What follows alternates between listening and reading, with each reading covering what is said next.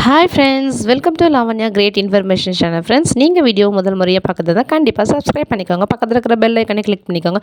அப்போ தான் நான் போடுற வீடியோ நோட்டிஃபிகேஷன் கொண்டே வரும். ஃப்ரெண்ட்ஸ், வாங்க இப்போ நம்ம வீடியோக்குள்ளே போகலாம். இன்றைக்கி நம்ம இந்த வீடியோவில் என்ன பார்க்க போகிறோம்னு பார்த்தீங்கன்னா, ரொம்பவே பெண்களுக்கு ஒரு சந்தோஷமான விஷயத்தை தான் நான் இந்த வீடியோவில் சொல்ல போகிறேன்.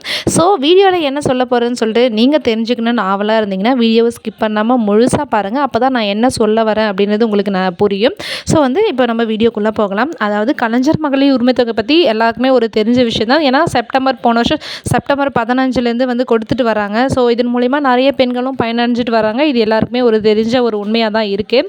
இப்போ என்ன புதுசாக ஒரு அப்டேட் வந்திருக்குன்னு பார்த்தீங்கன்னா, இந்த பைசா இந்த 1000 ரூபாய் பார்த்தீங்கன்னா ஒரு மாநிலத்திலையும் ஒரு விதமாக கொடுக்கப்பட்டுள்ளது. அதாவது கர்நாடகாலாம் பார்த்தீங்கன்னா 2500 கொடுக்குறாங்க. தெலுங்கானாவில் பார்த்தீங்கன்னா 2000 கொடுக்குறாங்க. அந்த மாதிரி பார்த்தீங்கன்னா ஒரு மாநிலத்திற்கும் வேறுபட்டதாக இருக்குது. இதில் பார்த்தீங்கன்னா நம்ம தமிழ்நாட்டுக்கு மட்டும்தான் பார்த்தீங்கன்னா 1000 ரூபாய் ரொம்ப குறைஞ்ச அளவு காசு தமிழ்நாட்டுக்கு மட்டும்தான் கொடுத்துட்ருக்காங்க. இப்போ அதில் சேஞ்சஸ் நடக்க போகுது. என்ன சேஞ்சஸ்ன்னு பார்த்தீங்கன்னா, இப்போ உங்கள் எல்லாருக்குமே தெரியும். இப்போ கட்சிகள் அதிகரிக்கப்பட்டு வருது. ஸோ இதில் பார்த்திங்கன்னா ரொம்ப காம்படிட்டர் அதிகமாக இருக்கிறதால முதலமைச்சர் சைட்லேருந்து பார்த்திங்கன்னா அவங்களுடைய பெனிஃபிட் நம்ம அடையணும் அப்படின்றதுக்காக பார்த்திங்கன்னா 1500 ரூபாவாக தரதா முடிவு பண்ணியிருக்காங்க. இதன் மூலிமா பார்த்திங்கன்னா பெண்களுக்கு இன்னுமே ரொம்பவே உதவிகரமாக இருக்கும். ஆனால் இது மூலிமா பல லட்சங்கள் செலவானாலும் பரவாயில்ல.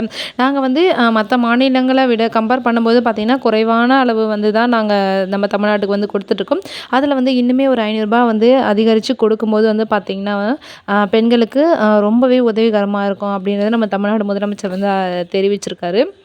இது மட்டும் இல்லாமல் பார்த்திங்கன்னா பெண்கள் இது மூலயமா நிறையவே பயனடைஞ்சிட்டு வராங்கன்னே சொல்லலாம். புதுசாக ரேஷன் கார்டு அப்ளை பண்ணவங்களுக்கு இந்த ஒரு விஷயம் ரொம்பவே ஒரு சந்தோஷமான விஷயமா இருக்கும். ஏன்னா அப்ளை பண்ணுறதுக்கான அப்ளிகேஷன் இன்னுமே நம்மளுக்கு வெளியாகலை.